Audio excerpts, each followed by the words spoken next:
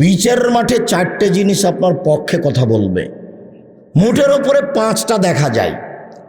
এক, সেম আপনার পক্ষে কথা বলবে, বলবে আল্লাহ একে আমি দিনে খেতে দিনি, মন মতো চলতে দিনি। এই কথাটা খুব কঠিন। আল্লাহ বলবেন, সেম বলবে আল্লাহকে, সেম আল্লাহকে বলবে, রোজা আল্লাহকে বলবে আল্লাহ এই লোকটাকে আমি দিনে খেতে দিনি, মন মতো চলতে দিনি, তুমি আমার একটা কথা শোনো, একে জান্নাতে দাও। তখন আল্লাহ বলবেন ঠিক আছে দিলাম। তো মন মতো চলতে দেনি, এটা কি? দোকানে বসে আড্ডা পিটতে দেয়নি। এই যে এখন পাতিরে ডুমনিতে বাড়ি, এশার সালাত আদায় করে মাথায় টুপি আছে সুন্দর, দোকানে বসে ঘন্টার ঘন্টা সময় কাটাচ্ছে, আর বেটি ছেলে নাচছে। আপনাকে যদি নিজে জিজ্ঞাসা করা হয় যে আপনি কেমন, তাহলে আপনি নিজে বলবেন আসলেই খারাপ আমি। এমনি যাকে জিজ্ঞাসা করবেন সেই বলবে খারাপ। আপনাকে যদি জিজ্ঞাসা করি আপনি কেমন, তা আপনাকে বলতে হবে যে আমি কি, আমি খারাপ। নইলে বেটি ছেলে নাচছে আমার চোখের সামনে আর আমি দোকানে বসে আছি আড্ডা পিটছি, এটা হয় কি করে? এটা হয় না। ধর্ম পাগল হয়ে যায়নি, মরাই লাগবে। একদিন বয়স দেখেছিলাম 40, তারপরে দেখি 60, তারপরে দেখি আর নেই। আর একটা কথা মনে রাখেন, মানুষের সম্পদ 4 ভাগে ভাগ। 1, যা খেলো সেটা পায়খানা। 2, যেটা পড়লো সেটা পুরাতন ছিঁড়ে গেল। 3, যেটা দান করলো সেটা জমা হলো। 4, যেটা রেখে গেল সেটা মানুষ ভাগ করে নিবে, প্রয়োজনে মারামারি করে, প্রয়োজনে মামলা করে। যদি আপনি লিখে দিতে যান, এই তোরা 2 ভাই, ছোট জনাকে আমি বেশি ভালোবাসি রে, রাস্তার পাশের প্লট ওকে দিলাম, প্রয়োজন আপনাকে আপনার ছেলে জবাই করে দিবে, এর নাম সম্পদ। আর খালি রেখে যান, যদি গন্ডগোল লেগে যায় মামলা হবে। আমার চোখের সামনে দেখেছি 2 ভাই বাপের অবর্তমানে বাড়িঘর জমি জায়গা ভাগ করতে করতে ঢেঁকিটা কেটে ভাগ করে নিয়েছে। এটা আমার চোখের সামনের ঘটনা, ঢেঁকিটা কেটে ভাগ করে নিয়েছে। বলেন তো এটা কি হবে? এ হলো সম্পদ 4 ভাগে ভাগ। মনে থাকবে না মনে হয়। 1, যা খাবে তা পায়খানা। 2, যা পড়বে তা পুরাতন নষ্ট হয়ে শেষ হয়ে যাবে। 3, যা দান করবে তা জমা থাকবে। 4, যা রেখে যাবে তা ভাগ করে নেবে, প্রয়োজনে মামলা করে, প্রয়োজনে মারামারি করে, মামলা করে ভাগ করে নেবে। এর নাম সম্পদ, এর নাম সম্পদ। আমার মা বলছে যে তুই, তোর বাপ মরে গেলে তুই মনে হয় জমি জায়গায় কিছু দেখতে যাবি না, সব মনে এমনি আরে যাবে। আমি কোনোদিন অর্থ সম্পদ দেখতে যাইনি। আমার আব্বার কিছু জমি জায়গা ছিল, আমার বাপকে কবর দিয়ে এসে জমি জায়গা ভাগ করে দিয়েছি। তা আমার ছোট ভাই জমি জায়গা চিনে না, আর আমি একটু টুকটাক চিনতাম, এখন ভুলে গেছি। ওগুলো আমরা কোনো খোঁজ খবর রাখি না। আমরা কিভাবে চলি সেটাও আমাদের খুব একটা ভালো জানা নেই। ক্ষমতা দাপট নিয়ে জীবিকা নির্বাহ করছে, তার মৌলিক যেটা মাধ্যম সেটা হলো তারা বুদ্ধি ও বিদ্যা বিক্রি করে। তো বুদ্ধি ও বিদ্যা বিক্রি করে, এইটাকে যদি ঠেকাতে হয় আর মুসলিমকে যদি তাদের হাত থেকে বাঁচাতে হয়, যেমনভাবে মুসা আলাইহিস সালাম জিম্মেদারি নিয়েছিলেন ফেরাউনের হাত থেকে তার বংশ তার জাতিকে বাঁচানো, এরকম যদি নিতে হয় তাহলে মসজিদ ভিত্তিক শিক্ষা কার্যক্রম এবং দাওয়াতি কার্যক্রম চালু করতে হবে। সারা দেশ জুড়ে মক্তব চালু করব, এ আশায় এর নাম দেওয়া হয়েছে আদ-দাওয়া ইলাল্লাহ। মসজিদ ভিত্তিক আল্লাহর পথে শিক্ষা কার্যক্রম ও দাওয়াতি কার্যক্রম, এই পদক্ষেপ নিয়ে সিলেবাস তৈরি করা, এই পদক্ষেপ নিয়ে বই পুস্তক ছাপানো, প্রায় সব কিছু রেডি।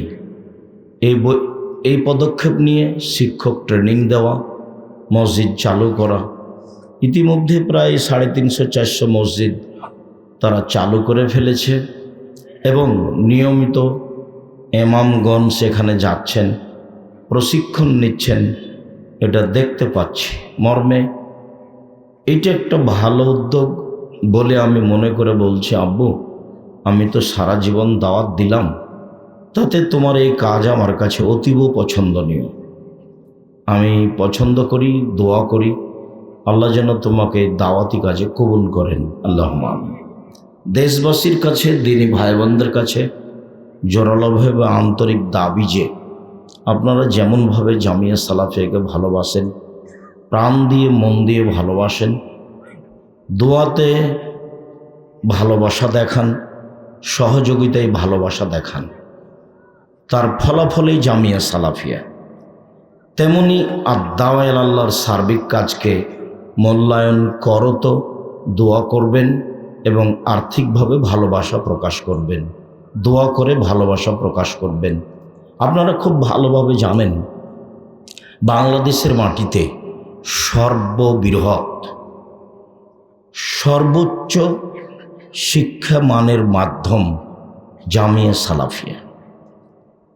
জামিয়া সালাফিয়াতে প্রায় 5000 ছেলে মেয়ে পড়াশোনা করে, প্রায় 5000।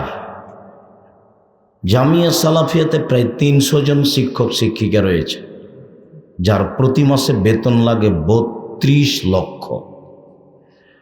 তো এটা কি আমি ব্যবস্থা করি? পাতিরা ডুমনার লোক করে, আরও কেউ করে।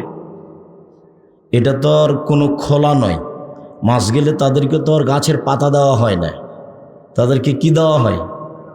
টাকা দেওয়া হয়। আর জামিয়া সালাফিয়া কোনো সংস্থা দিয়ে চলে না, বৈদেশিক কোনো সংস্থা দিয়ে চলে না এবং দেশীয় কোনো বিত্তশালী দিয়ে চলে না।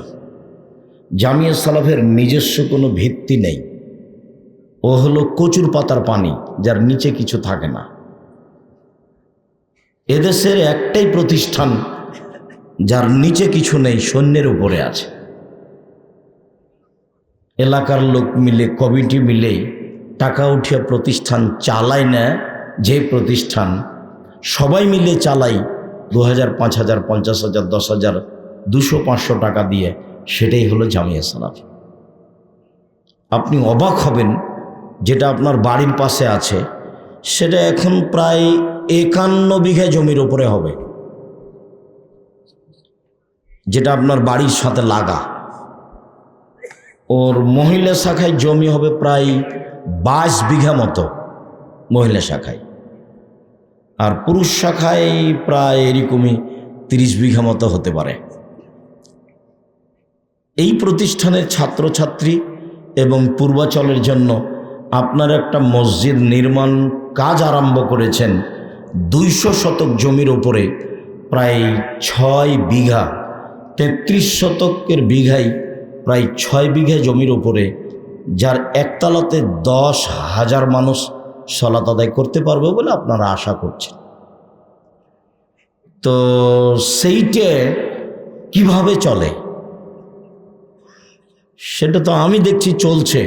প্রত্যেক দিন বিকালে টিন মিস্ত্রি, স্যানিটারি মিস্ত্রি, রাজমিস্ত্রি, কাঠমিস্ত্রি, আরও কত যে মিস্ত্রি আছে, সব মিলে আনুমানিক বিল প্রত্যেক দিন 40,000, 50,000, 80,000, 1 লাখ এরকম বিল আসে প্রত্যেক দিন বিকালে। আর জমি তো আপনারা কিনছেনই। আপনার বাড়ির পাশে যেটা, সেটার জমি কিনা শুরু করেছিলেন 1.5 লক্ষ টাকা শতক, এখন সেটা কিনছেন কোনোটা 10 লক্ষ টাকা শতক, কোনোটা 5 লক্ষ টাকা শতক, কোনোটা 3 লক্ষ টাকা শতক। যেগুলো জমি উপস্থিত কিনতে হবে, সেইটা রমজানে আপনারা কিনবেন, প্রতি 1 শতক সমান 3 লক্ষ টাকা আপনারাই কিনবেন। আপনি যদি না কিনেন, আপনার কোনো ভাই কিনবে ইনশাআল্লাহ। আমি চাই না কোনো সময় যে আপনি ফাঁক থেকে যান। আমি পাতিনা ডুমরির মানুষ, আমি কিনলেও হয়ে যাবে, না কিনলেও হয়ে যাবে, হবে ইনশাআল্লাহ। এতে আমার কোনো দৃঢ়তার অভাব নাই। 2013 সালের 24শে আগস্ট রোজ মঙ্গলবার 11টার সময় আমি বলেছিলাম আপনার হাঁটাবো বীরহাটাবো এই মাঠে, আমার হাতে টাকা নাই এ কথাও সত্য, এখানে প্রতিষ্ঠান গড়বে এই কথাও সত্য, ইনশাল্লাহ গড়বেই গড়বে। সেটাই এই প্রতিষ্ঠান যেটা আপনার বাড়ির পাশে। তো আপনি জামিয়া সালাফিয়ার জন্য যেমনভাবে আন্তরিকভাবে দোয়া করেন, আপনার দোয়া আল্লাহ তুমি জামিয়া সালাফে কবুল করো। আমিও আপনারটাই বলি যে আল্লাহ তুমি জামিয়া সালাফে কবুল করো। আর আপনার 10 টাকা ছাড়া জামিয়া সালাফে হয়ে যাক, এটা আমি কোনো সময় চাই না। কেন? আমার অন্তরটা সবসময় বলে যে পতিতালয়ের মহিলা যদি কুকুরকে পানি পান করে জান্নাত পেতে পারে, তাহলে আপনি জামিয়া সালাফিয়া 10 টাকা দান করলে আপনি জান্নাত পাবেন ইনশাআল্লাহ। এটাই হচ্ছে আপনাদের সেই প্রতিষ্ঠান যেখানে শিরক চলে না, যেখানে বিদাত চলে না, যেখানে হিংসা চলে না, যেখানে কেউ কারো বিরুদ্ধে কথা বলতে পারে না। অফিসে কেউ কারো পক্ষে বিপক্ষে মুখ খুলতে পাবে না। এটাই আপনাদের প্রতিষ্ঠান। যেই প্রতিষ্ঠানের অফিসে কেউ যদি কারো পক্ষে বিপক্ষে মুখ খুলে, তাহলে সেখানে চাকরি করতে পারবে না। আর একজনের বিরুদ্ধে লড়ে পড়া তো বহু দূরের কথা। তারই পদক্ষেপের আপনাদের একটা জোরালো পদক্ষেপ, দেশ জুড়ে মক্তব চালু করব ইনশাআল্লাহ। যেখানে আমি বলেছি আমার মনে বড় স্বাদ, আমি এই দেশের মাটিতে উন্নত মানের প্রতিষ্ঠান গড়ব ইনশাআল্লাহ। যেখানে ছেলে মেয়ে বাংলা ইংরেজি আরবি উন্নত মানের শিক্ষা অর্জন করে জাতির অন্যায়ের বিরুদ্ধে লড়বে, মুখে কলমে মিডিয়ায় লড়বে ইনশাআল্লাহ। সেই পথে আছি জীবন বাজি রেখে। মুখে আছি, মিডিয়া আমার সামনে আছে, কলম হাতে আছে, যা পাশে থাকে।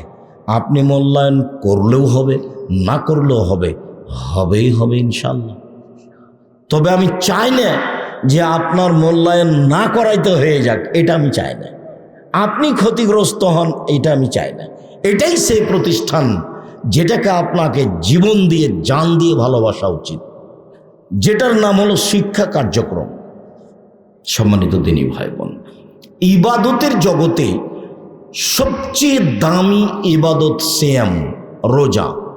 আলোচনায় বলা হবে সিয়াম, রোজা বলা হবে না।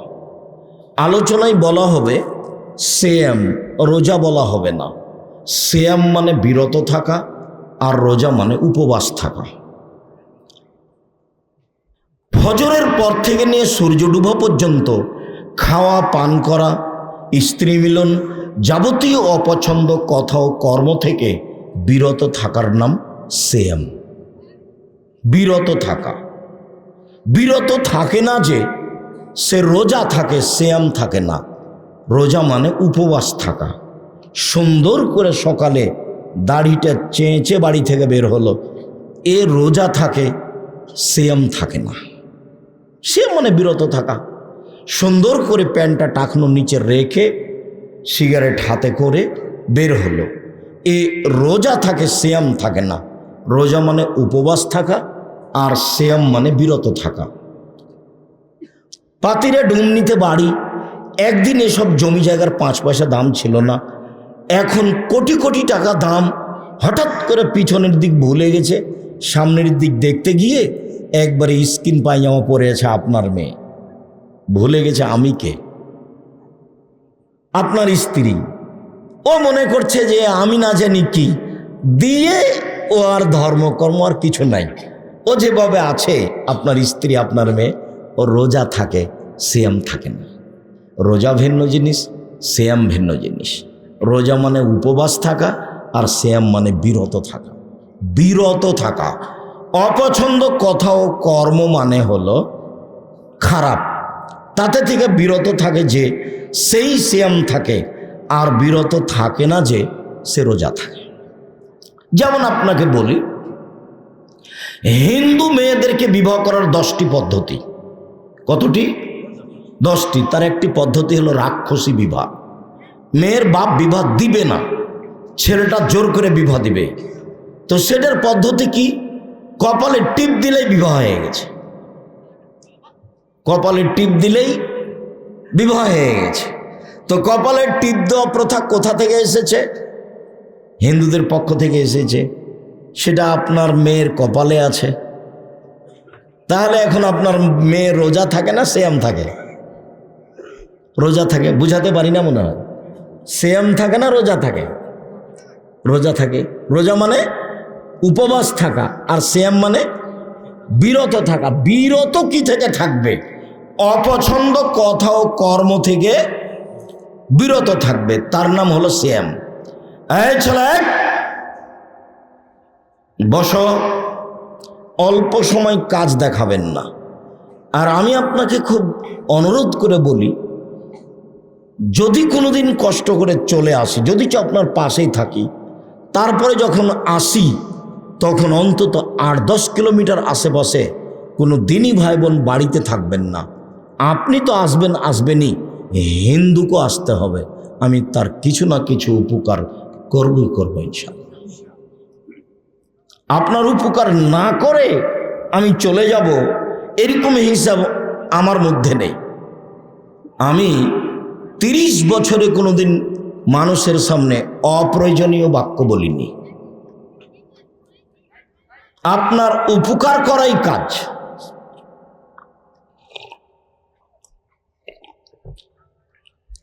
অতএব সম্মানিত দিনী ভাই বোন, মহিলা পুরুষ যারা এসেছেন চুপচাপ এক খেয়ালে বসে থাকবেন।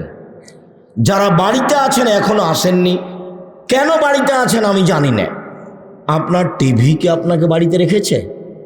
যদি হয় তাহলে ভুল। আপনার বিদ্যাই কি আপনাকে বাড়িতে রেখেছে? বিদ্যা তো আপনার কাছে নেই। আপনার বুদ্ধি কি আপনাকে বাড়িতে রেখেছে? আপনার তো বুদ্ধি বলে বিবেচনা হিসেবে আসে না। কি করেছেন আপনি জাতির জন্য যে আপনার বুদ্ধিকে মূল্যায়ন করতে হবে? কি শিখেছেন আপনি, কি করেন জাতির জন্য যে আপনার বিদ্যাকে মূল্যায়ন করতে হবে? এটাই ঠিক যে আপনি বাড়িতে আছেন, ভুল পথে আছেন। আসলে আপনার কিছু না কিছু উপকার করব ইনশাআল্লাহ, এ কথাই চূড়ান্ত। আপনার মেয়ে নখে নেইল পালিশ দেওয়া আছে, নখটা বড় আছে। নবীগণের বৈশিষ্ট্য 10টা। নবীগণের বৈশিষ্ট্য 10টা। সব নবী এটা করতেন। 1, দাড়ি ছেড়ে দিতে হবে, এইটা ইসলামী বৈশিষ্ট্য। 2, মোচ কেটে ফেলতে হবে, চেঁচে ফেলা যাবে না, এটা বৈশিষ্ট্য। 3, পেশাব পায়খানা করলে পানি দিয়ে পবিত্রতা অর্জন করতে হবে, এটাই হচ্ছে ইসলামী বৈশিষ্ট্য, শিষ্টাচার। বগলের লোম উঠিয়া ফেলতে হবে, নারী পুরুষ একই হুকুম, এটাই হলো শিষ্টাচার। নিচের লোম পরিষ্কার করতে হবে, ঊর্ধ্বে টাইম 40 দিন, পুরুষ নারী একই হুকুম, এইটাই হলো শিষ্টাচার। 1 মিনিট, শিষ্টাচার কি জিনিস? সব হাদিসই কেন শিষ্টাচার? সব হাদিসই কেন শিষ্টাচার? ব্যাপারটা কি? শিষ্টাচার কি জিনিস? আব্দুর রাজাক সাহেব 2-1টা হাদিস থেকে আগে শিষ্টাচারটা দেখান তো। সব হাদিসে কিভাবে শিষ্টাচার হয়? হ্যাঁ দেখেন, আল্লাহর নবী বলছেন, মান ওয়ালাদালাহু ওয়ালাদুন ফল ইহসান ইসমাহু আদাবাহু। কারো ছেলে মেয়ে যদি জন্ম নেয়, সেই জন্য সুন্দর নাম রাখে আর শিষ্টাচার শিখিয়ে দেয়। শিষ্টাচার কি জিনিস? 1। 2, মান কানাত লাহু সালাসা বানাত। কারো যদি 3টে মেয়ে থাকে, ফা আল্লামাহুন্না ও আদ্দাবাহুন্না, তাকে যদি বিদ্যা শিখিয়ে দেয়, শিষ্টাচার শিখিয়ে দেয়। ও কাসাহুন্না, তার যদি কাপড়ের ব্যবস্থা করে, ও সাকাহুন্না, তার যদি খাওয়া পান করার ব্যবস্থা করে, ফালাহুল জান্নাহ, তাহলে সে জান্নাতে যাবে। শিষ্টাচার কি জিনিস? সব হাদিসই কেন শিষ্টাচার?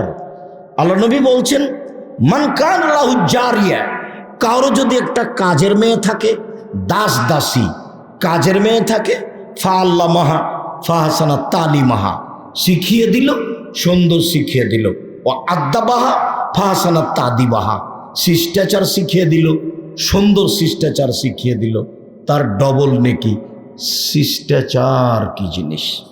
আল্লাহর নবী বলছেন, শোনো, আনফিক আলা রিয়ালিক মিন তাওলিক, তুমি পয়সা পাতি উপার্জন করে তোমার ছেলে মেয়েকে লেখাপড়া শিখাও, লালন পালন করো। আল্লাহ তারফু আনহুমা সাকা আদাবান, তাদের উপর থেকে শিষ্টাচারের শক্ত লাঠি উঠিয়ে নিব না, একবারে শক্ত হাতে শিষ্টাচার শিখাও। শিষ্টাচার কি জিনিস? বলছে যে ওকে পিটিয়ে শিষ্টাচার শিখাও, শক্ত হাতে শিষ্টাচার শিখাবা। শিষ্টাচার কি জিনিস? এই ছেলে,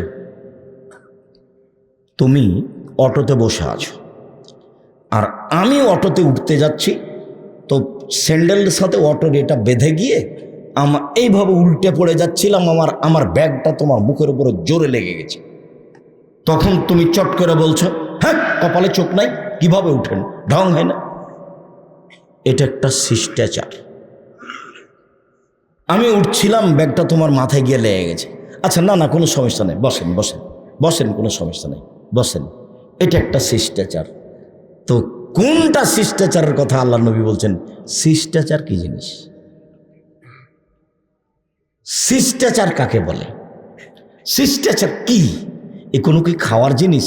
সব হাদিসেই কেন বলছে যে লাঠি দিয়ে শিষ্টাচার শিখাও?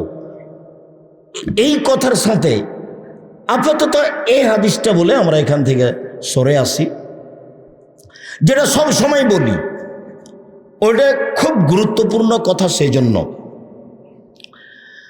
জাবের বলছেন যে রাসূলের সাথে একবার যুদ্ধ করলাম, যুদ্ধ করে আসছিলাম, মদিনায় ঢুকবো। তা আল্লাহ রাসূল বলছেন, এই থামো থামো থামো থামো, সবাই এখানে থাকো, রাতে এখানে থাকবো, সকালে মদিনায় যাব। আমি জাবের বললাম, আল্লাহর নবী, আমি নতুন বিবাহ করেছি, আমাকে একটু বাড়ি যেতে অনুমতি দেন না।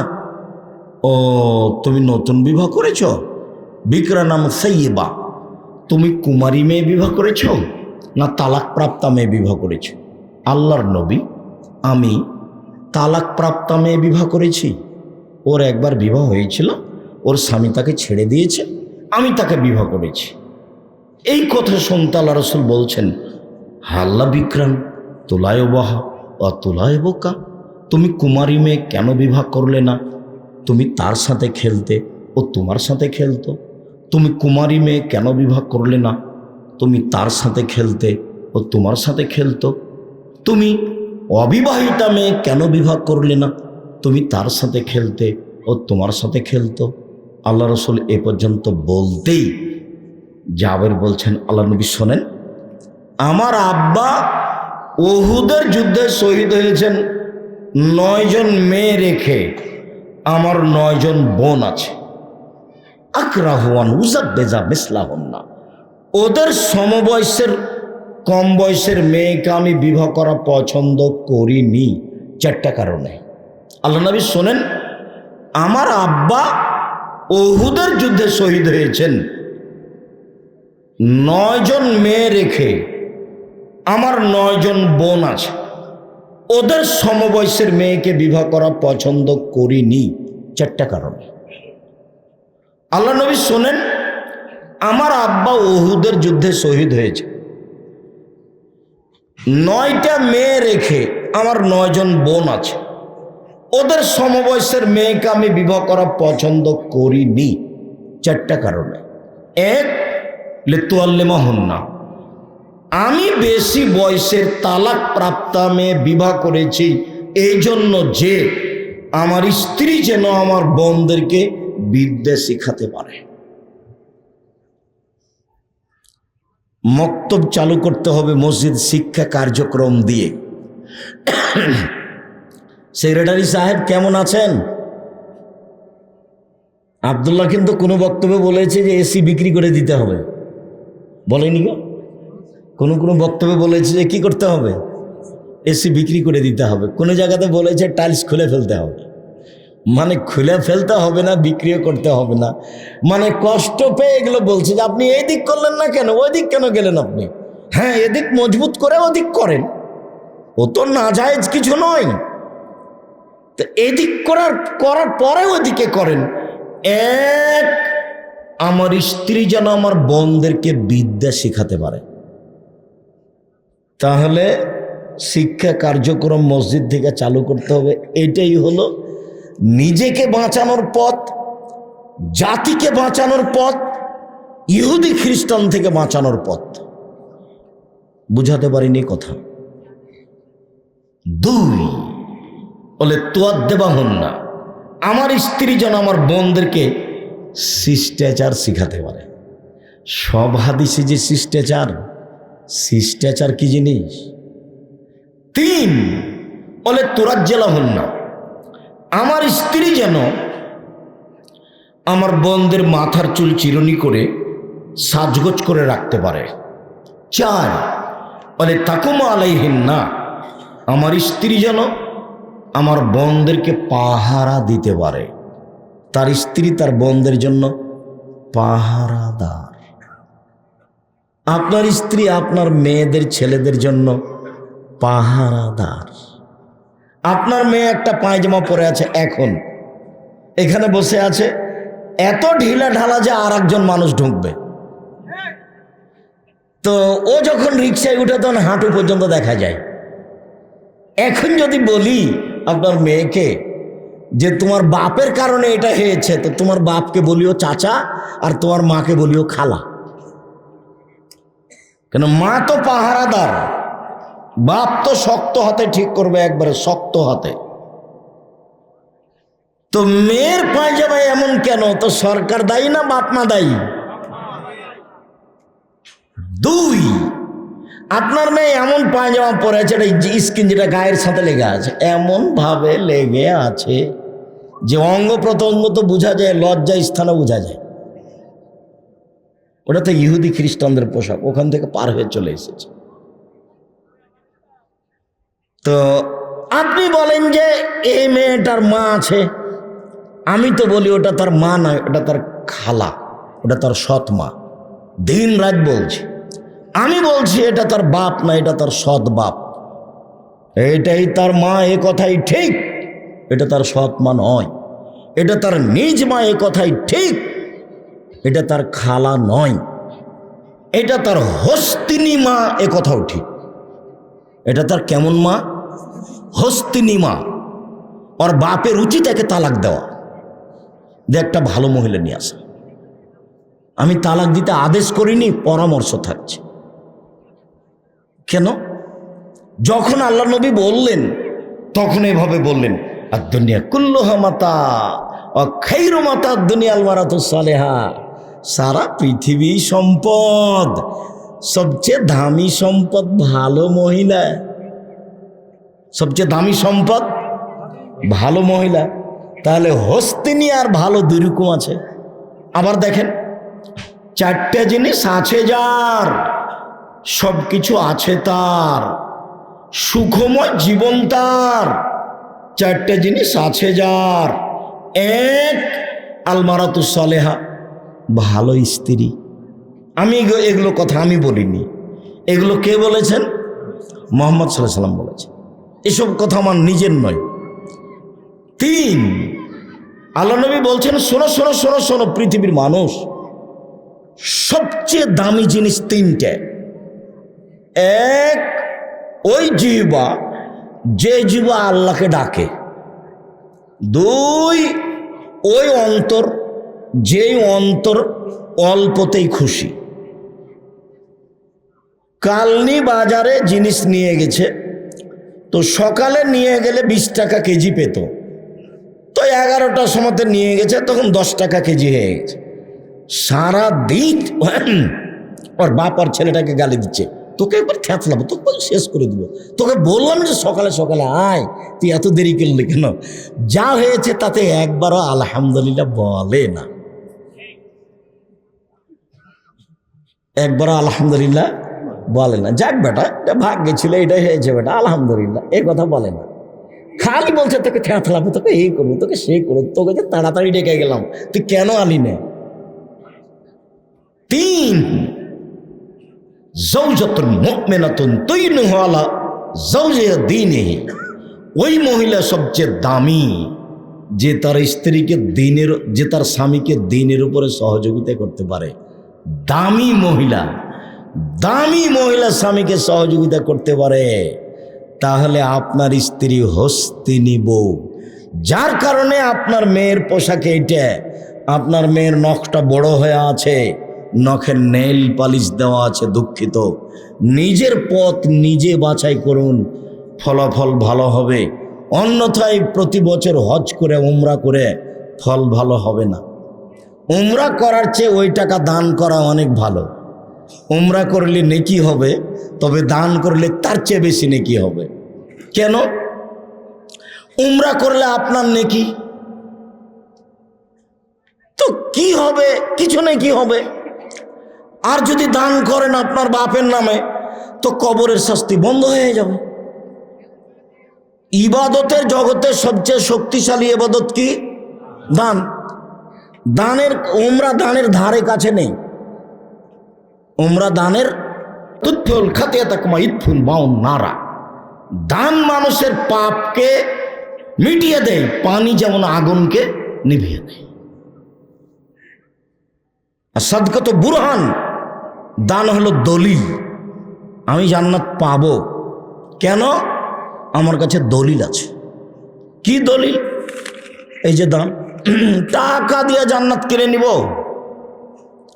বাড়ি পাতিরা ডুম নিতেই 1 শতক জমি বিক্রি করে অসহায় পুরুষ নারীকে দান করব, টাকা দিয়ে জান্নাত কিনে নিব। 1000 বার উমরা করলে আপনি জান্নাত কিনতে পারবেন না। কবুল হলে হলো 2 নেকি, না হলে গেছে, শ্রম বৃথা। কবুল হলে ভালো কিছু হতে পারে, আর যদি না হয় শ্রম বৃথা। দান ওর চেয়ে অনেক শক্তিশালী ইবাদত। ইবাদতের জগতে দানের চেয়ে শক্তিশালী ইবাদত কিছু নেই। তবে ইবাদতের জগতে সবচেয়ে দামি ইবাদত হলো সিয়াম। 1 মিনিট এক খেলে চেয়ে থাকতে হবে। আমি আপনাকে সবচেয়ে দামি ইবাদত সিয়াম এটা দেখাচ্ছি। আমরা বলবো সিয়াম, রোজা বলবো না। আমরা কি বলবো? সিয়াম বলবো, রোজা বলবো না। সিয়াম মানে বিরত থাকা, রোজা মানে উপবাস থাকা। নগ্ন পোশাক পরে ঘুরে যারা, চলে যারা মহিলা, তারা রোজা থাকে, সিয়াম থাকে না। আপনি সপরিবারে সিয়াম থাকার চেষ্টা করবেন, রোজা নয়। এটা অনুরোধ করছি। আপনি আমার দিনী ভাই, আমি আপনার সবচেয়ে কাছের মানুষ। ইবাদতের জগতে সবচেয়ে দামি সিয়াম ইবাদত। উমামা বাহিলি রাদিয়াল্লাহু তাআলা আনহু বলেন, উমামা বাহিলি রাদিয়াল্লাহু তাআলা আনহু বলেন, আমি বললাম, আল্লাহর নবী, মুরনি বিআমালিন, একটা আমলের কথা বলেন তো আল্লাহর নবী, যাতে আমি জান্নাতে চলে যাব।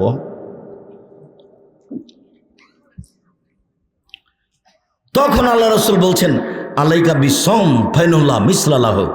উমামা, সিয়াম পালন করো। ইবাদতের জগতে সিয়ামের মতো কোনো ইবাদত নেই। এটা হলো সিয়াম। এইটা হজ সিয়ামের মতো জিনা, সালাত সিয়ামের মতো জিনা, দান সিয়ামের মতো জিনা, তাসবিহ তাহলিল সিয়ামের মতো জিনা। ইবাদতের জগতে এমন কোনো ইবাদত নেই যে ইবাদত সিয়ামের মতো হতে পারে। ধারাবাহিক 4টা দলিল পেশ করলে আপনার কাছে ধরা পড়বে স্পষ্ট, হ্যাঁ এটাই ঠিক, আব্দুর রাজ্জাক সাহেব ঠিক বলেছে। উমামা বাহিলি বলছেন, আল্লাহর নবী, একটা আমলের কথা বলেন তো আল্লাহর নবী, যাতে আমি জান্নাতে চলে যাব। তখন আল্লাহ রসুল বলছেন, আলাইকা বিসম ফাইনুল্লাহ ঈদুল্লাহ, তুমি সিয়াম পালন করো। এবাদতের জগতে সিয়ামের সমপর্যায়ের কোনো ইবাদত নেই। এটা হলো সিয়াম, এটা হলো হজ। হজ সিয়ামের সমপর্যায়, জি না। এটা সলাৎ, সলাৎ সিয়ামের সমপর্যায়, জি না। এটা হলো কোরআন তেলাওয়াত, কোরআন তেলাওয়াত সিয়ামের সমপর্যায়, জি না। আল্লাহ রাসূল সব না করে দিয়েছেন। সিয়ামের সমপর্যায়ের কোনো পৃথিবীতে ইবাদত নেই। দুইটা দল গেল। তিন, আল্লাহ নবী বলছেন জান্নাতের দরজা আছে 8টা। জান্নাতের দরজা কয়টা? 8টা। জাহান্নামের দরজা কয়টা? 7টা। তো যারা হজ করবে তাদের জন্য একটা দরজা আছে, যারা দান করবে তাদের জন্য একটা দরজা আছে, যারা সালাত আদায় করবে তাদের জন্য একটা দরজা আছে, যারা সিয়াম থাকবে তাদের জন্য একটা দরজা আছে। যখন ঢুকবে তখন ফেরেশতারা বলবেন আসেন আসেন আসেন, যারা দান করেছেন এই দরজা দিয়ে, এই দরজা দিয়ে আসেন, এভাবে ডাকবে। তো আল্লাহ রাসূল বলছেন যে সিয়াম পালনকারী যখন শেষ ব্যক্তি ঢুকে যাবে, এই দরজাটা ক্লোজ করা হবে, বন্ধ করা হবে, বাকি দরজা খোলা থাকবে। তার মানে হজ করা ব্যক্তি সলাতের দরজা দিয়ে ঢুকতে পারবে, সলাত আদায় করা ব্যক্তি হজের দরজা দিয়ে ঢুকতে পারবে, কিন্তু সিয়াম পালন না করে এই দরজা দিয়ে ঢুকতে পারবে না কেউ। বুঝাতে পারিনি? সিয়াম পালনকারী শেষ ব্যক্তি ঢুকে গেলে এটি কি হবে? এটা বন্ধ হয়ে যাবে, বাকিগুলো তখন কি আছে? খোলা আছে। একেবারেই ভিন্ন ধরনের ইবাদত। আরেকটা, আরো 2টা দলিল পেশ করছি। সিয়ামের কোনো ইবাদত নেকি নেই। সিয়াম থাকলে 2 নেকি, 4 নেকি, 10 নেকি, 200 নেকি, 500 নেকি, এরকম কোনো নেকি নেই। সিয়ামের বিনিময় জান্নাত।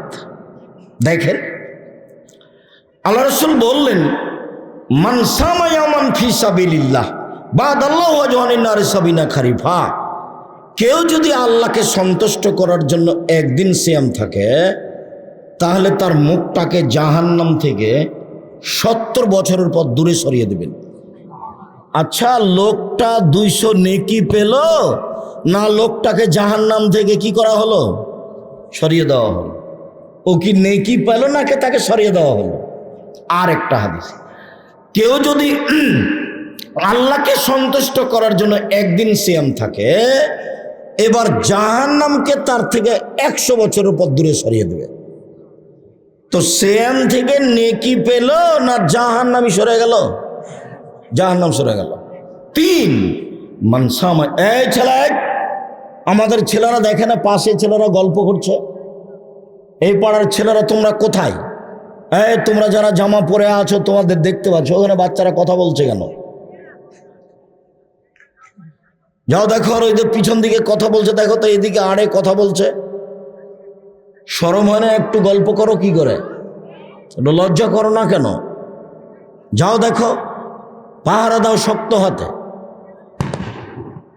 কেউ যদি একদিন সিয়াম থাকে, এবার দেখেন একদিন সিয়াম থাকে, তার মাঝে আর জাহান্নামের মাঝে ব্যবধান হবে 500 বছরের পথ।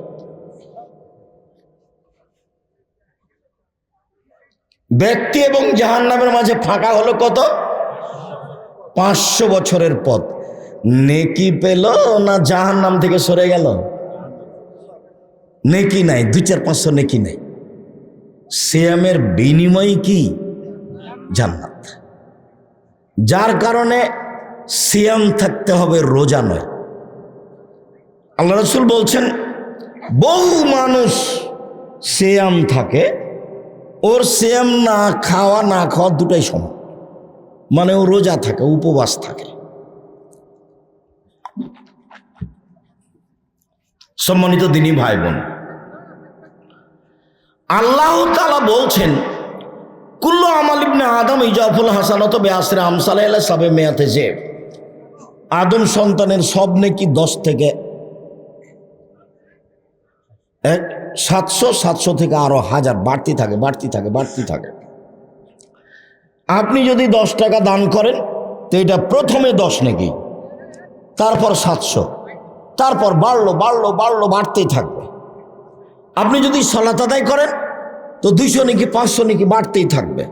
কাল আল্লাহ তাআলা বলছেন ইল্লা সম, তবে শ্যাম ফাইনাহু লি, শ্যাম আমার ব্যাপার, ওয়ানা আজিজি বেহি, প্রতিদান আমি দিব। মনে রাখবেন দুনিয়াতে একটাই মাত্র ইবাদত আছে যার বিনিময় কে দিবে? আল্লাহ। তাহলে এটা ভিন্ন হয়ে গেল না? হজ করলে নেকি কাকে দিতে বলবেন? ফেরেশতাকে। দান করলে নেকি কাকে দিতে বলবেন? ফেরেশতাকে। কোরআন তেলাওয়াত করলে নেকি কাকে দিতে বলবেন? ফেরেশতাকে। তাসবিহ তাহলিল জিকির আজকার করলে কাকে নেকি দিতে বলবেন? ফেরেশতাকে। হ্যাঁ, আমি আপনাকে বলেছি যে সবচেয়ে ভারী নেকি হলো ভালো আচরণ। সবচেয়ে ভারী নেকি ভালো আচরণ, সবচেয়ে ভারী নেকি, সবচেয়ে ভারী নেকি ভালো আচরণ। এরপরে আল্লাহ ফেরেশতাকে বলবেন এই ভারী নেকিটা লিখো, ভারী নেকিটা লিখো, ওটা তার দাঁড়ি পাল্লায় চাপিয়ে দিও। সিয়াম আমার ব্যাপার, প্রতিদান আমি দিব। ইবাদতের জগতে সবচেয়ে ভিন্ন ধরনের ব্যতিক্রম ইবাদত সিয়াম। এই কথাটা আপনাকে মনে রাখার জন্য বলছি। এইখানে হালকা করে আর একটা কথা থাকলো, বিচারের মাঠে 4টে জিনিস আপনার পক্ষে কথা বলবে, মুঠের ওপরে 5টা দেখা যায়। এক, সিয়াম আপনার পক্ষে কথা বলবে, বলবে আল্লাহ একে আমি দিনে খেতে দিনি, মন মতো চলতে দিনি। এই কথাটা খুব কঠিন। আল্লাহ বলবেন, সিয়াম বলবে আল্লাহকে, সিয়াম আল্লাহকে বলবে, রোজা আল্লাহকে বলবে আল্লাহ এই লোকটাকে আমি দিনে খেতে দিনি, মন মতো চলতে দিনি, তুমি আমার একটা কথা শোনো, একে জান্নাতে দাও। তখন আল্লাহ বলবেন ঠিক আছে দিলাম। তো মন মতো চলতে দেনি, এটা কি? দোকানে বসে আড্ডা পিটতে দেয়নি। এই যে এখন পাতিরে ডুমনিতে বাড়ি, এশার সালাত আদায় করে মাথায় টুপি আছে সুন্দর, দোকানে বসে ঘন্টার ঘন্টা সময় কাটাচ্ছে, আর বেটি ছেলে নাচছে। আপনাকে যদি নিজে জিজ্ঞাসা করা হয় যে আপনি কেমন, তাহলে আপনি নিজে বলবেন আসলে খারাপ আমি। এমনি যাকে জিজ্ঞাসা করবেন সেই বলবে খারাপ। আপনাকে যদি জিজ্ঞাসা করি আপনি কেমন, তা আপনাকে বলতে হবে যে আমি কি? আমি খারাপ। নইলে বেটি ছেলে নাচছে আমার চোখের সামনে আর আমি দোকানে বসে আছি আড্ডা পিটছি, এটা হয় কি করে? এটা হয় না। ধর্ম পাগল হয়ে যায়নি, মরাই লাগবে। একদিন বয়স দেখেছিলাম 40, তারপরে দেখি 60, তারপরে দেখি আর নেই। আর একটা কথা মনে রাখেন, মানুষের সম্পদ 4 ভাগে ভাগ।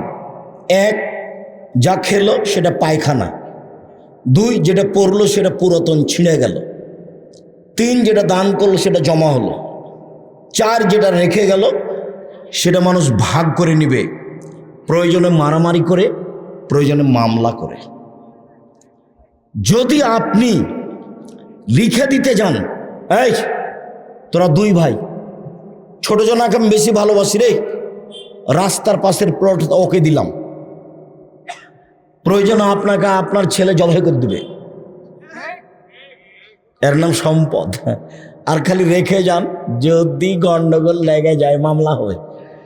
আমার চোখের সামনে দেখেছি 2 ভাই বাপের অবর্তমানে বাড়িঘর জমি জায়গা ভাগ করতে করতে ঢেঁকিটা কেটে ভাগ করে নিয়েছে।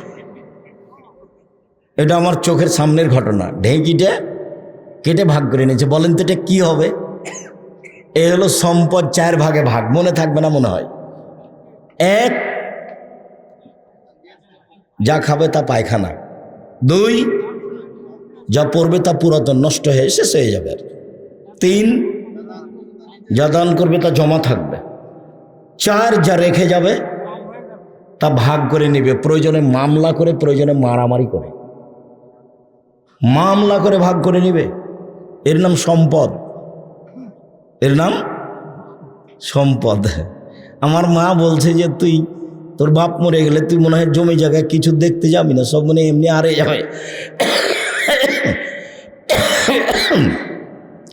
আমি কোনোদিন অর্থ সম্পদ দেখতে যাইনি। আমার আব্বার কিছু জমি জায়গা ছিল, আমার বাপকে কবর দিয়ে এসে জমি জায়গা ভাগ করে দিয়েছি।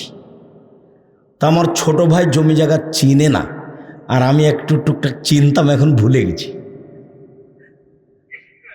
ওগুলো আমরা কোনো খোঁজ খবর রাখি না। আমরা কিভাবে চলি সেটাও আমাদের খুব একটা ভালো জানা নেই।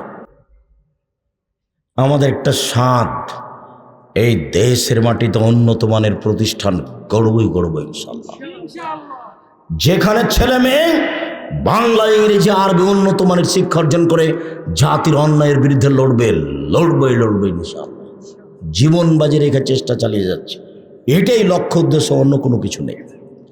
দেশ বিদেশের শিক্ষক দিয়ে ভরে ফেলে দিয়েছি প্রতিষ্ঠান। ইন্ডিয়ান শিক্ষক আছে, দেশি শিক্ষক আছে, বিদেশি শিক্ষক আছে, সৌদি আরবের আছে। কালকে যে দেখে আসেন আপনার বাড়ির পাশে সৌদি আরবের শিক্ষক। এখন মদিনা বিশ্ববিদ্যালয়ের সাবেক ডক্টর জায়েদ আল জোহানি আপনার বাড়ির পাশে এখন আছে। বিদেশি শিক্ষক আরবি, মদিনা বিশ্ববিদ্যালয়ের শিক্ষক আপনার বাড়িতে এসে শিক্ষকতা করেন।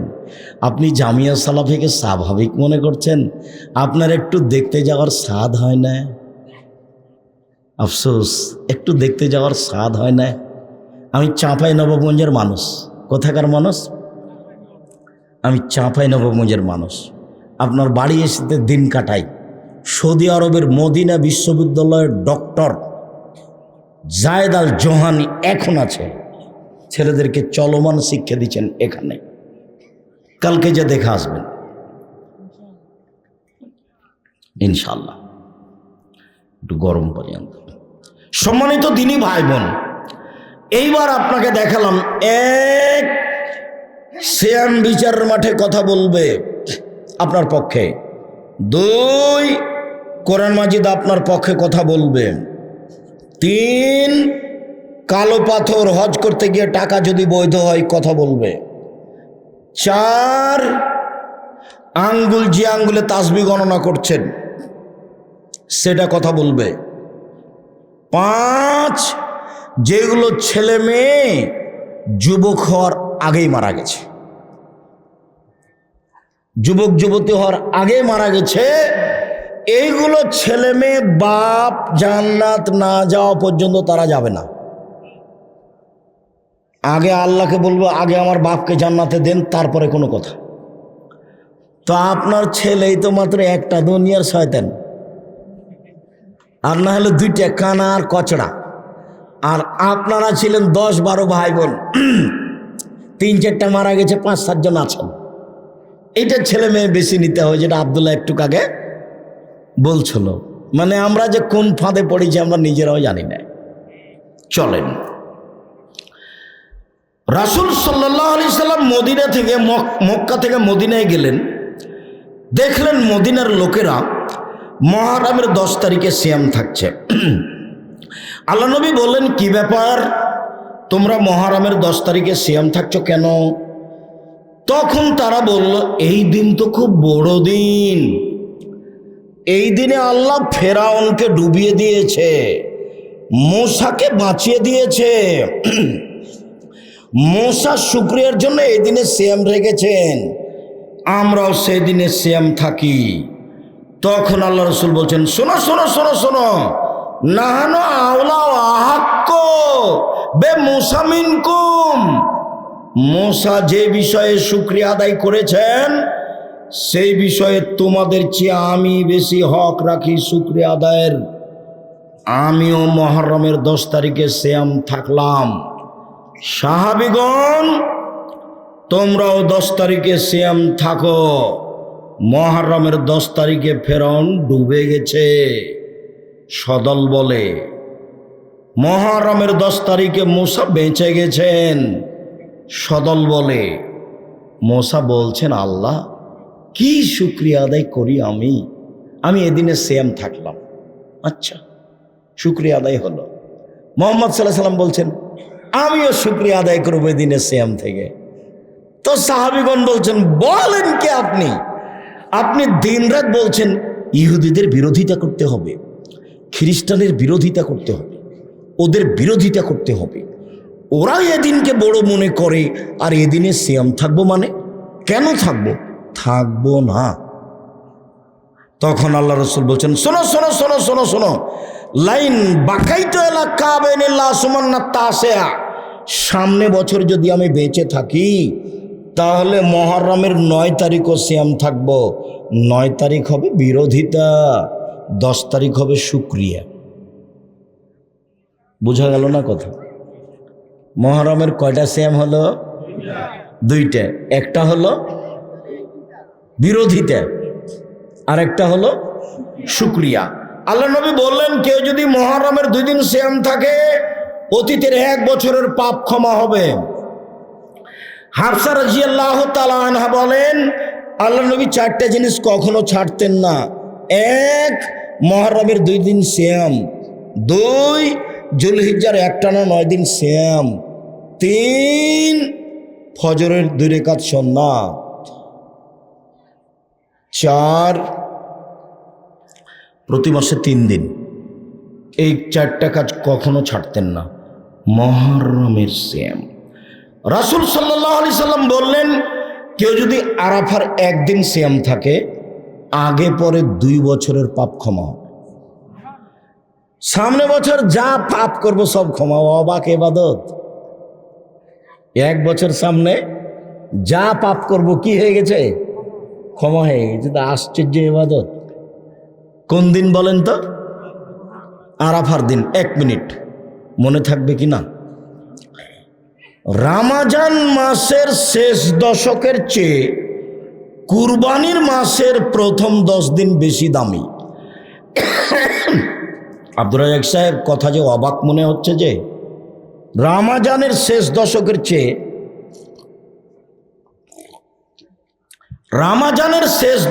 চেয়ে কুরবানির প্রথম 10 দিন বেশি দামি হয় কি করে? 1, আরাফার দিন আছে সেই জন্য দামি। 2, হজের দিন আছে সেই জন্য দামি। 3,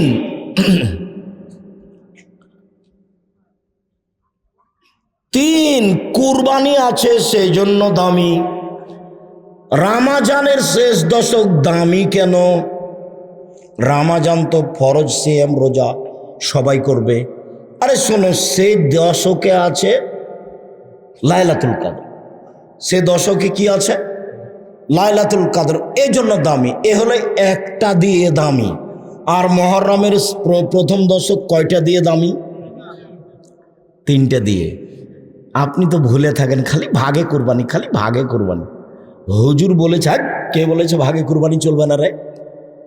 আব্দুর রাজ্জাক বিন ইউসুফ বলেছেন। তুলে রাখো কথা, ভাগে কুরবানি লাগাও, ভাগে কুরবানি লাগাও। আর এগুলো করিয়েন না। টাকা পয়সা আল্লাহ দিয়েছে, অনেক হয়েছে। উট কুরবানি দিবেন টাকা থাকলে, কম থাকলে গরু কুরবানি দিবেন। পাশে বড় বড় গরু বিক্রি হয়। টাকা কম থাকলে খাসি, তার চেয়ে যদি কম থাকে তাহলে ছাগি, তার চেয়ে যদি কম থাকে তাহলে ভেড়া। কি সিরিয়াল মিল খায়নি? সবচেয়ে কম দামে কি পাওয়া যাবে? ভেড়া। তার চেয়ে একটু বেশি ছাগি, তার চেয়ে একটু বেশি খাসি, তার চেয়ে একটু বেশি গরু, তার চেয়ে একটু বেশি উট। টাকা যেভাবে আছে কুরবানি সেভাবে করেন। 5টা 10টা 15টা 20টা করেন। গরিব মানুষকে বাড়ি ভর্তি করে দেন। বলছে ভাই, ওরা খালি চেয়ে নিয়ে গিয়ে এতগুলো গোস্ত বিক্রি করে, করুক গা। হ্যাঁ, আপনি দেন। ওরটা বিবেচনা করতে হবে না। যে চাইতে এসেছে তাকে দেন। আর আপনার আশেপাশে যারা আছে আপনি মনে করছেন দরিদ্র, তাকে দিয়ে দেন। এটা নেকির ব্যাপার, বিশাল নেকির ব্যাপার।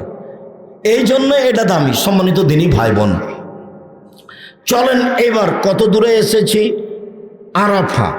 শোনেন, 2টা পদ্ধতি আছে সারা বছর সিয়াম থাকা যায়। একটা একটু ভারী, একটা একেবারেই সহজ। 2টা পদ্ধতিতে সারা বছর সিয়াম থাকা যায়। 1, রমজান প্রতি মাসে 3টে, 13, 14, 15। 1 রমজান আর প্রতি মাসে 3টে।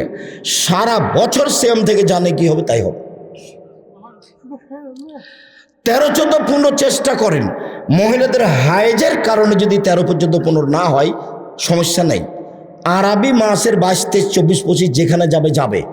আয়েশা রাদিয়াল্লাহু তাআলা আনহা বলেন, আরবি মাসের মধ্যে হলেই হবে। কথা বুঝাতে পারিনি? কথা কি বুঝতে পারলেন? হাদিস মুসলিম। আরবি মাসের মধ্যে হলেই হবে। আপনি 13, 14, 15 চেষ্টা করবেন, এই মাসের মধ্যে হলেই হবে। এ হলো একটা। আর একটা হলে শাওয়ালের 6টা আর রমজান।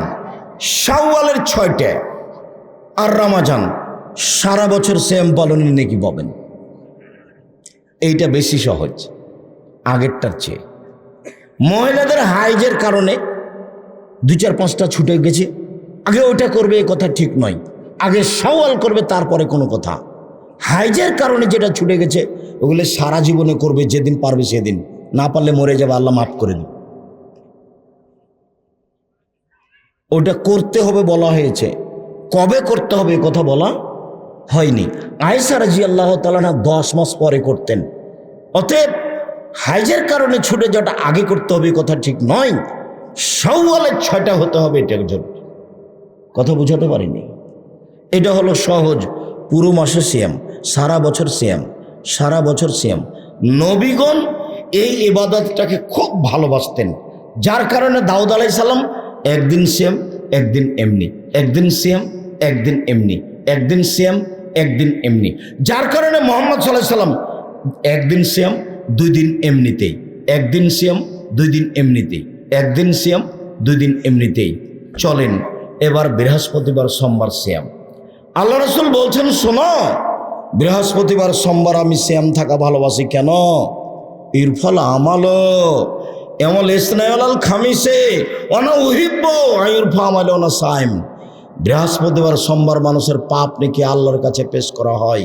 আমার মনটা চাই, দেখো আমার রিপোর্টটা দেখো, আমি সিয়াম আছি, এই যে রিপোর্ট নেও, সিয়াম অবস্থায় নেও। আমার মনটা চাই আল্লাহকে আমি আমার রিপোর্টটা কি অবস্থায় দেখাবো? সিয়াম অবস্থায়। এই কারণে আল্লাহ রাসূল কি করতেন? বৃহস্পতিবার আর সোমবার সিয়াম থাকতেন।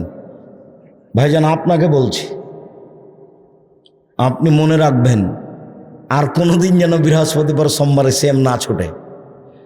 সাহারি খাওয়ার চেষ্টা করেন, ভালো।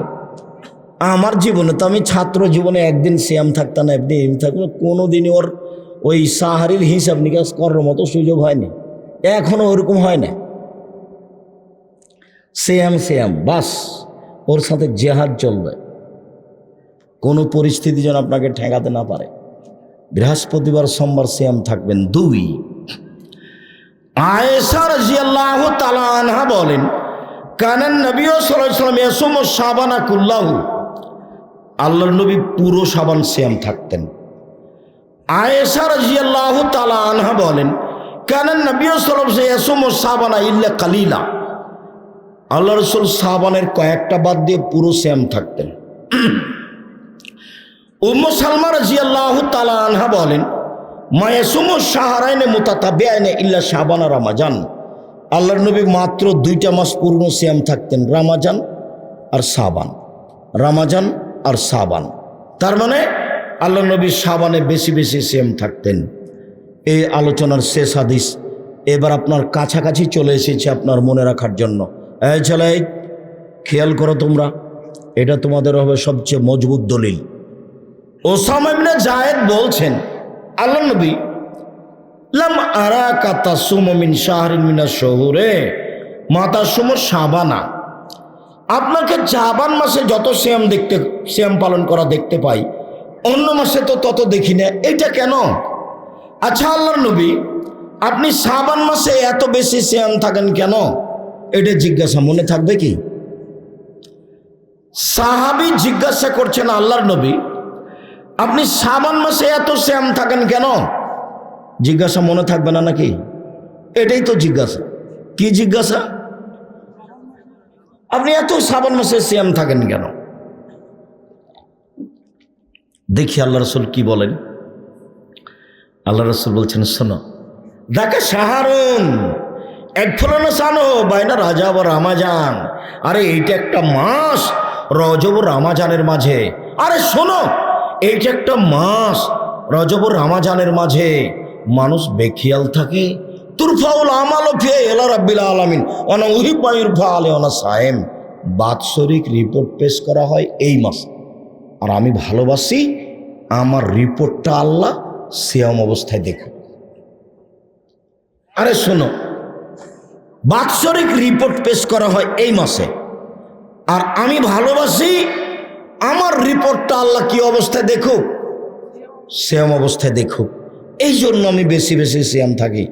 তাহলে বোঝা যাচ্ছে যে রাসূল ধরতে পারেননি বা বুঝতে পারেননি সেদিন 15 শাবান। কিভাবে ভারত, বাংলাদেশ, পাকিস্তানের আলেম ওলামা জেনে নিল সেটা কি 15 শাবান।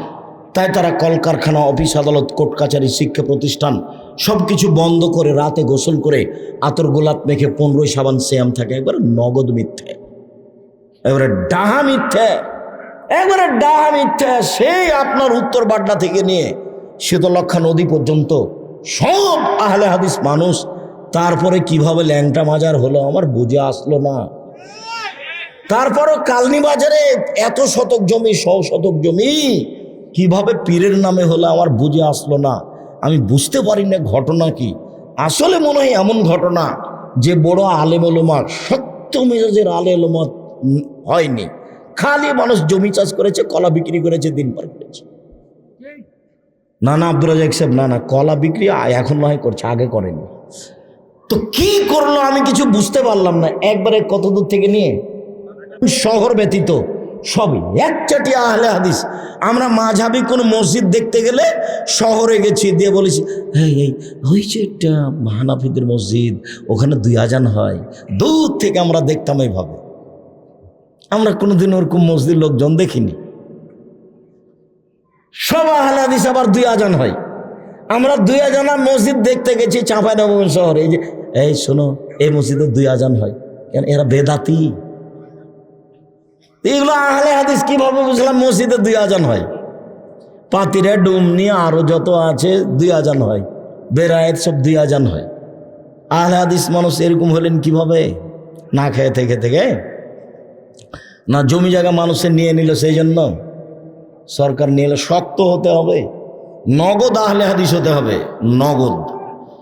খালি নিজেরটা বজায় রাখার জন্য, দল সংগঠন বজায় রাখার জন্য নয়। সম্মানিত দিনী ভাই বোন, আজকে বলছিলাম ইবাদতের জগতে সবচেয়ে দামি ইবাদত সিয়াম। ইবাদতের জগতে সবচেয়ে দামি ইবাদত সিয়াম। মর্মে বলতে চাইলাম, মুহররমের 2 দিন সিয়াম থাকার চেষ্টা করেন ইনশাআল্লাহ। আরাফার 1 দিন সিয়াম থাকার চেষ্টা করেন। বৃহস্পতিবার, সোমবার সিয়াম থাকার চেষ্টা করেন। শাওয়ালের 6টা সিয়াম থাকার চেষ্টা করেন। শাবানের একটানা 15 দিন সিয়াম থাকার চেষ্টা করেন। ওই রবিবার থেকে চালু হয়েছে, মধ্যে এক রবিবার চলে গেছে। কিন্তু আজ কি বার? মঙ্গলবার। তাহলে রবিবার 8, সোমবার 9, মঙ্গলবার 10, আজকে 10 শাবান চলছে। আপনি মনে হয় একদিনও রাখেননি। আপনাকে আমি কষ্ট দিতে চাই না, আজ থেকে শুরু করেন ইনশাল্লাহ। 2-4-5টা করেন তো, 2-4-10টা করলে সুলি ফাঁসি হবে নাকি? মনটা চাইবে খালি ছেলেমেয়েরা খাবে, তখন মনটা আমি একটু খাই। জি, সিয়াম থাকলে পাশে যারা খায় তখন খাদ্যের মান বেড়ে যায়। পাশে যারা খায় তাদের কি হয়? খাদ্যের মান বেড়ে যায়। চেষ্টা করেন, কোনো সমস্যা নেই। সফরে থাকেন, গাড়িতে থাকেন। আমি তো 6 মাস গাড়িতে আর 6 মাস মাটিতে, বাড়িতে। 6 মাস কোথায়? গাড়িতে, আর 6 মাস বাড়িতে। সম্মানিত দিনী ভাই বোন, আপনাদেরকে আমি অনেক ভালোবাসি। জাযাকুমুল্লাহ খায়র।